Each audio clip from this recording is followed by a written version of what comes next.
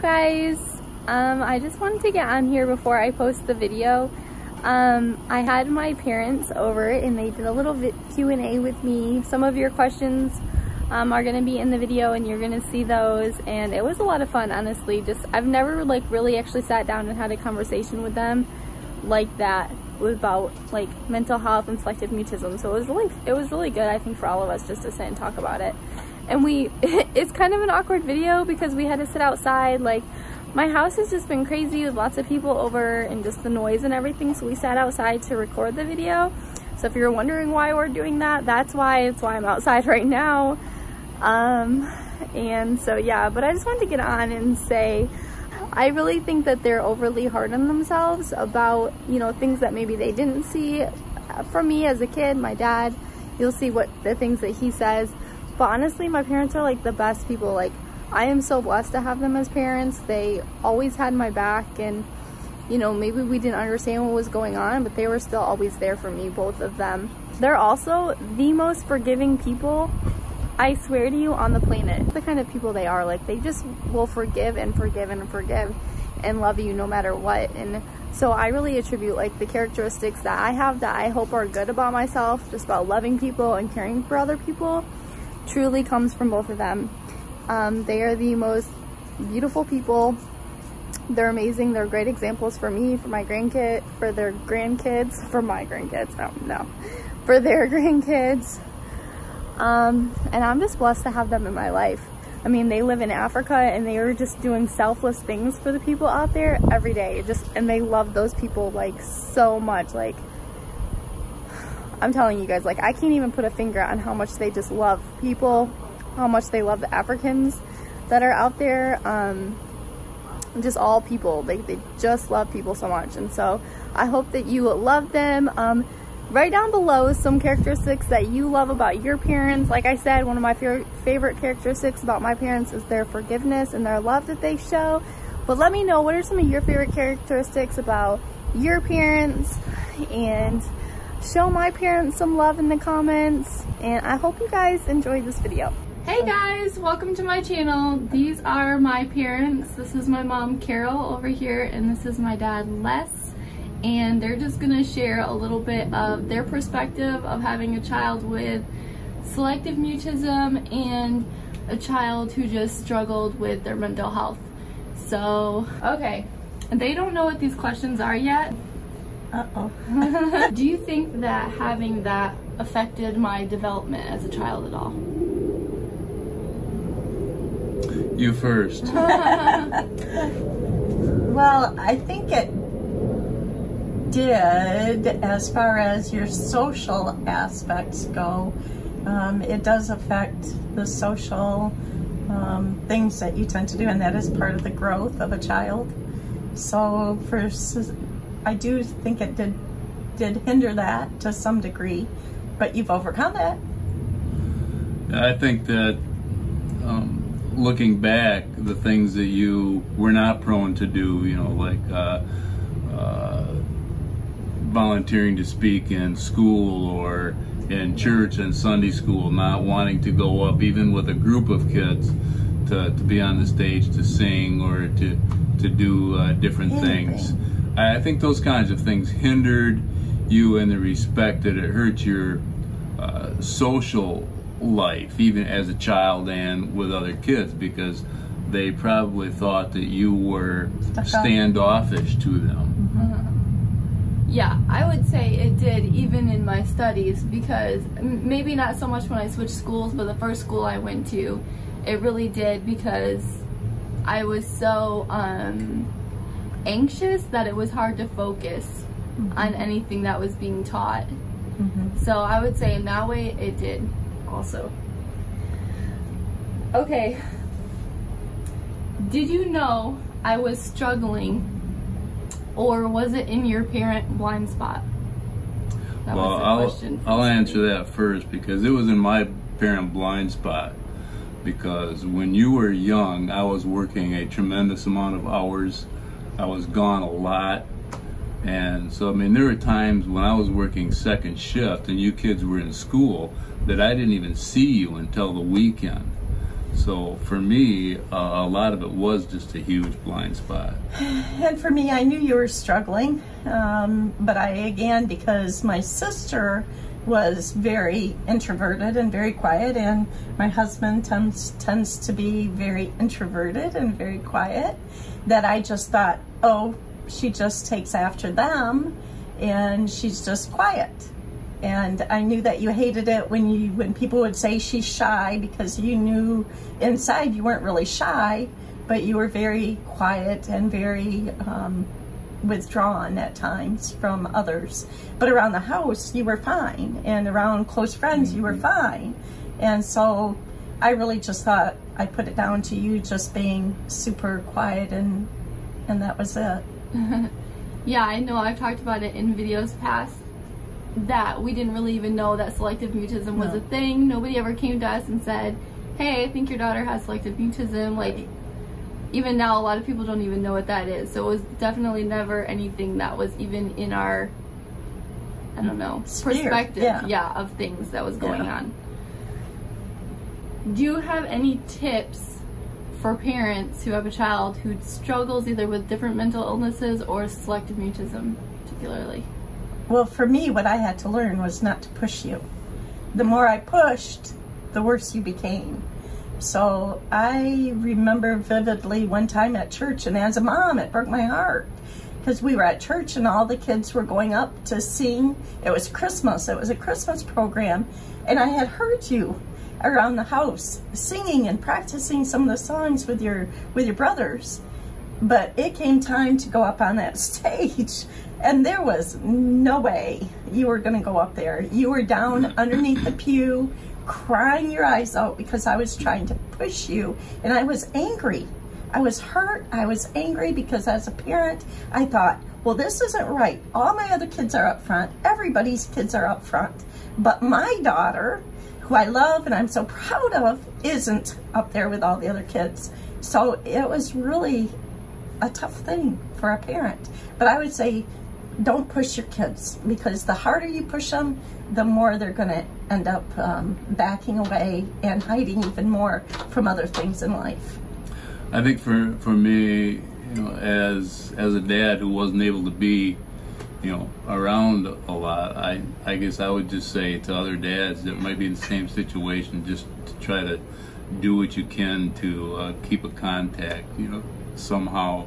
You know, during the week when they're in school and you're working and you don't have an opportunity to see them, leave them a note, do something so they know that you're there and that they're able to have a contact with you too. Yeah. Now that I know about selective mutism, and a lot of other people I know of that have selective mutism, what my mom said is a big thing, not pushing them, how that really works the opposite. The more you push them to do this or that, the more that they freeze up and hide and things. So I think that's a really good point. For you as parents, what was the most difficult thing for you? I can go. I think for me it was that people were almost blaming me at times, and I didn't know what I was doing wrong. And I didn't think there was anything wrong with my daughter. I thought she was wonderful. She was fine. At home, she'd talk. Around her close friends, she would talk. But yet, as a parent, there were times where other people came up to me, and parent-teacher conferences were very difficult because I didn't understand. And the teacher would say, you know, does she talk at home? Well, yeah, of course she talks at home. Well, what can we do to get her to talk? Well, I don't know. What can you say? So it was very difficult at times to be in that spot of not knowing, not understanding what they were talking about, because at home, obviously, we didn't have that problem. But, you know, I guess just keeping on loving them and being there to listen to them is a big thing as well. That's what I would want to say. Being a parent for me, you know, from the first child and then to the second, third, and the fourth, yeah, it's just their personalities were so different Yeah. I think that maybe that's one thing that prevented me from really detecting the issues, because I just looked at it as a different personality, you know, because they were so varied. I was gonna say too that, back at what my mom was saying about just not seeming different at home, is I think that in my house, and not only in my house but in my community, of like my neighborhood, was really where I felt the most comfortable. And so whether I was at my house or I was at a neighbor's house or even like down the street with friends, that's really where I felt the most comfortable. So I was freely myself in those situations. So where they saw me all the time, Yeah. well, most of the time, was when I was fine. Yeah. So it was really hard to know, I guess, at any point. Okay, looking back, is there anything you would have done differently? Wow. Well, that's a hard one. Yeah. I don't know, you know, for me it was just so difficult because I had so little interaction for several years with the kids when I was working, and so I really don't know what I could have done different, except trying to have, you know, find some way to have more communication, you know, to make sure the kids knew that I was there more, instead of just being the dad that was gone all the time. I don't know, Danny. I guess, you know, I think that I felt like I tried everything within my realm to try to get you to open up and to be more accepting of other young people around you, but I don't know that I could have or would have done anything different, actually. I felt like you and I had a good communication for the most part as far as mother and daughter goes, and we talked about a lot of different things, but because we didn't know that there was such a thing as selective mutism, it kind of hinders what would you do different going back. And now that we know, we probably would have tried to get you into some kind of counseling, but again, who knows if even in counseling, if you would have talked, you know, or if you would have said anything to them about how you truly felt, and you weren't at that age where you could have really freely communicated what was going on. So I don't think that there's really anything that I could have done different. I think that was the big thing, is, you know, we just looked at it as a shyness, or, you know, a quietness, rather than something that was really tormenting you. Yeah. You know, so we just kind of missed that. And if we had a better understanding of that, like Mom said, we probably would have, you know, tried to get you some kind of counseling or, you know, help with that. Well, and I know that at nighttime, you know, you had a lot of night problems and night fears, and our door was always open to you, and you would come in, and I knew about those times. I know Dad didn't realize as much as I did, but I battled, you know, with my own problems at night myself when I was younger, so I just put it down to every kid must go through some of this, you know, and that you would just outgrow it eventually. You have now. Yeah. Yeah, so it's hard to say. I agree that it would have made a difference. Even kids with selective mutism, you know, you hear some who it works wonders.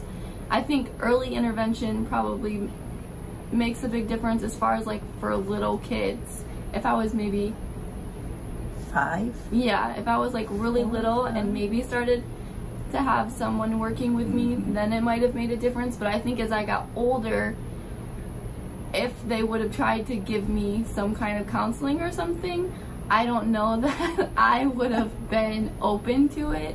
Yeah. And so whether or not it would have helped or it would have made me more introverted, even with them, yes, as far as not wanting to open up, like, it's hard to say what way that could have gone.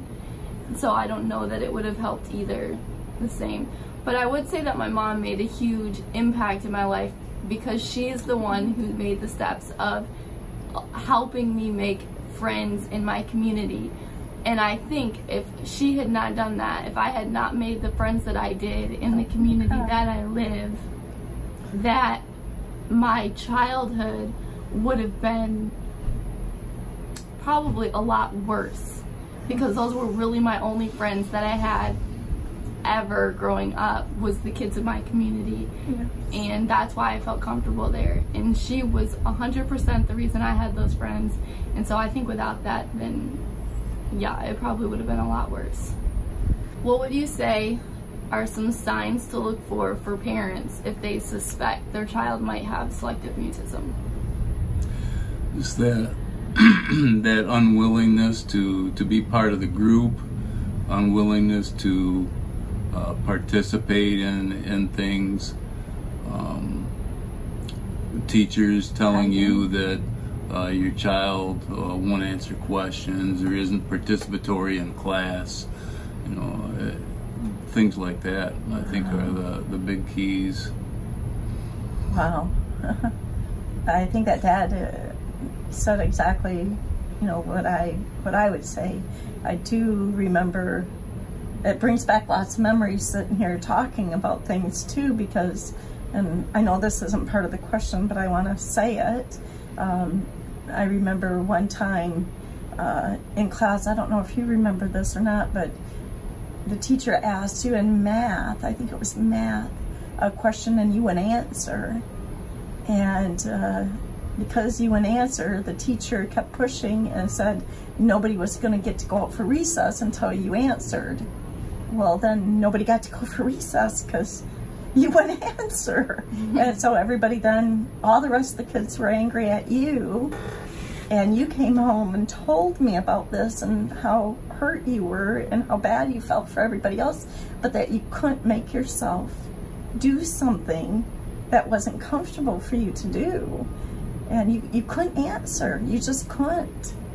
And I don't know, you know, just keep looking for those signs in your child and try to be there for them. That's about all. So I would say a couple of things would be a child with selective mutism. Again, it's not because they necessarily don't want to talk or they don't know the answers, but it's because they physically can't do it. And so even that, the more that, like, there was a lot of instances like what my mom is saying where teachers did things like that because I'm sure in their heart they thought they were being helpful to me, but really those kind of things made it worse, like a lot worse. And so, like, for me, the best way to describe having selective mutism is feeling like even if you're sitting in your chair or standing at your locker, and even though everybody else is just doing their own thing, you always feel like you have a spotlight on you and everybody is staring at you, like no matter what you're doing, and like waiting for you to make a noise or move or whatever, and they're just waiting for you to do something to catch you. And so you just always feel like there's tons of pressure and it just makes you very anxious. And so when teachers would do things like that, it made it like 100 times worse. And so if you notice that your kid just like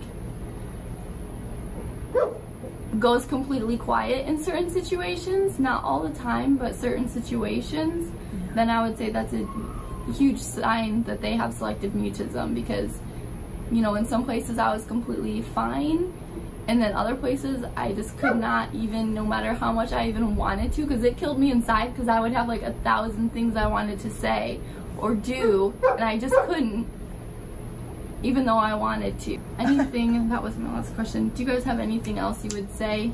I think I would just say that I'm just tremendously